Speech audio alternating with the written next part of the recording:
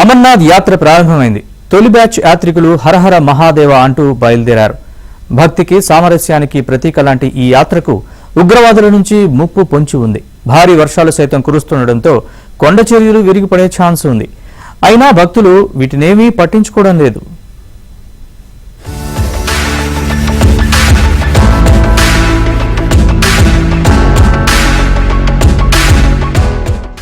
ఇటీవలే పహల్గాం దాడి, భారత్ పాక్ ఘర్షణ, జమ్మూ కాశ్మీర్ టూర్ అంటేనే జనం భయపడుతున్నారు. అలాంటి పరిస్థితుల్లో ఇప్పుడు అమర్నాథ్ యాత్ర ప్రారంభమైంది.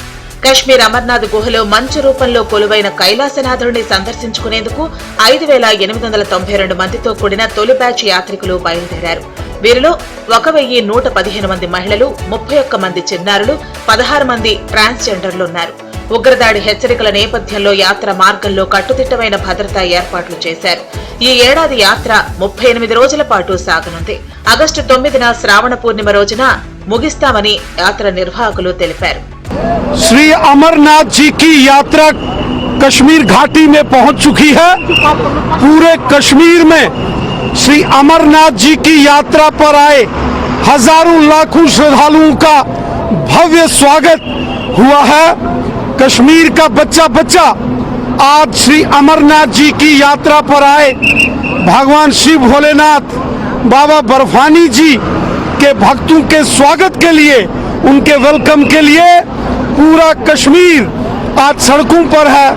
जगह जगह माताएं, बहनें, बुजुर्ग, नौजवान, बच्चे सब श्री अमरनाथ जी की यात्रा का परंपरागत तौर पर, जो परंपरागत हमारी परंपरा है। हाँ, नवयुग टनल में यहाँ हमारे जिले अनंतनाग के, जिले कुलगाम के सब ट्रेड फैटर्निटी के लोग, हमारे सिविल सोसाइटी के लोग और पूरी एडमिनिस्ट्रेशन, सब लोग यहाँ पे वेलकम करने के लिए आए हुए हैं और सब लोग इंतज़ार में हैं कि जो है पहला जत्था हमारे यात्रियों का यहाँ पहुँचे और उनका बहुत अच्छे से स्वागत हो।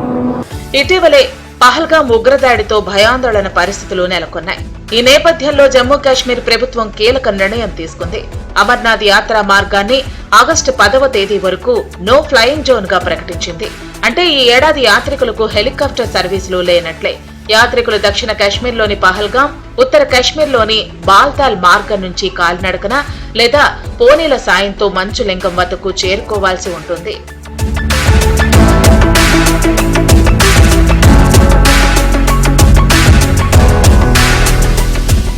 యాత్రకు 3,31,000 మంది యాత్రికులు రిజిస్టర్ చేయించుకున్నారు. ముందుగా రిజిస్టర్ చేసుకోకపోయినా డైరెక్ట్ గా వచ్చి జమ్మూలో ఆన్ స్పాట్ నమోదు చేసుకోవచ్చు. యాత్ర పర్యవేక్షణ కోసం రాజ్ భవన్ లో 24 గంటలు పనిచేసే కమాండ్ కంట్రోల్ రూమ్ ఏర్పాటు చేశారు.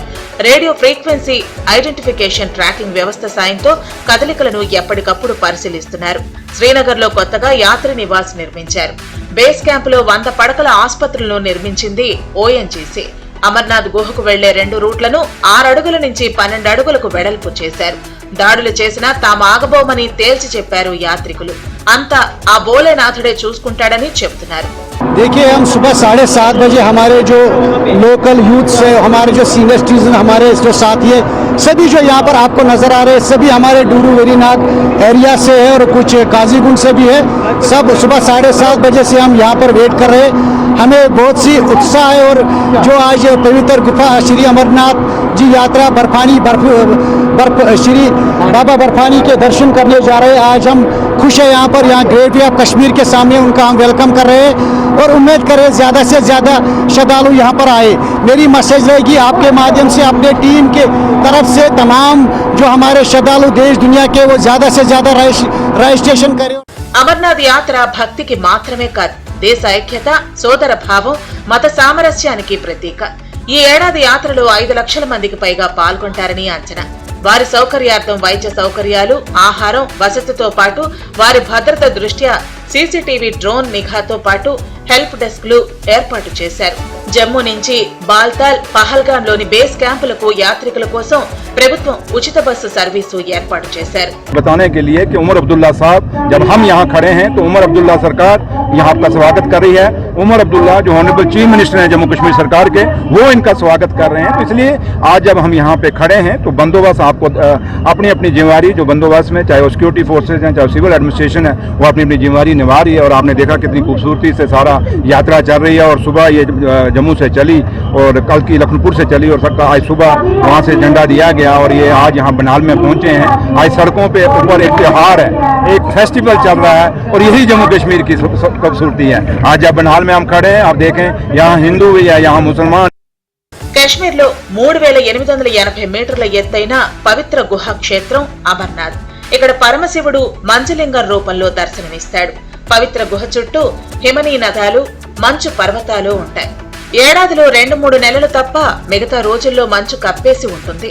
చంద్రుని కాంతిని బట్టి పెరుగుతూ తగ్గుతూ ఉండే ప్రపంచంలోని ఏకైక శివలింగం ఇదే. ఈ శివలింగం శ్రావణ శుక్ల పక్ష పౌర్ణమి నాడు పూర్తవుతుంది. ఆ తర్వాత వచ్చే అమావాస్య నాటికి పరిమాణం క్రమంగా తగ్గుతుంది. ఇది ప్రతి సంవత్సరం జరుగుతుంది. శ్రీనగర్ కు 141 కిలోమీటర్ల దూరంలో అమర్నాథ్ గుహ ఉంది. పహల్గాం నుంచి 40 కిలోమీటర్లు, బల్తాల్ నుంచి 10 కిలోమీటర్ల దూరంలో ఉంది.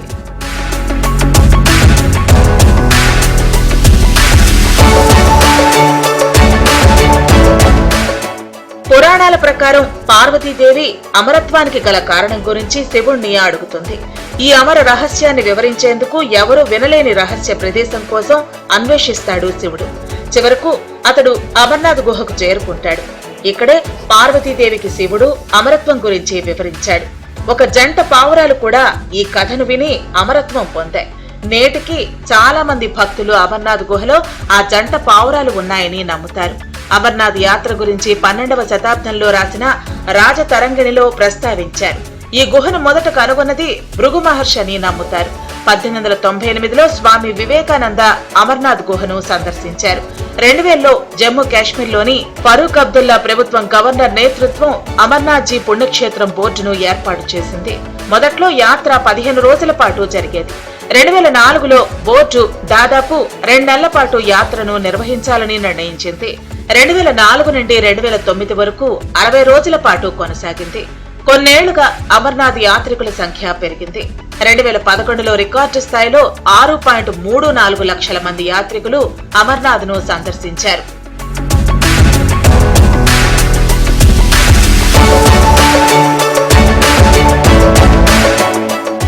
1990 నుంచి అమర్నాథ్ యాత్రపై 36 సార్లు ఉగ్రదాడులు జరిగాయి.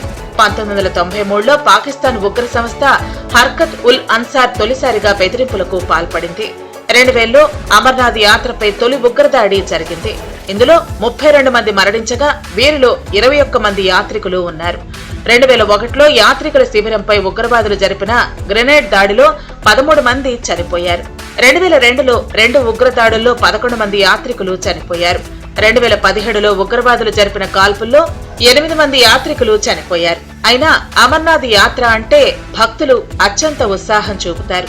కరోనా కారణంగా 2 సంవత్సరాల యాత్రను రద్దు చేసింది బోర్డు. ఆర్టికల్ 370 రద్దుకు వ్యతిరేకంగా 2019లో అల్లర్లు జరగటంతో అప్పట్లో బ్రేక్ పడింది.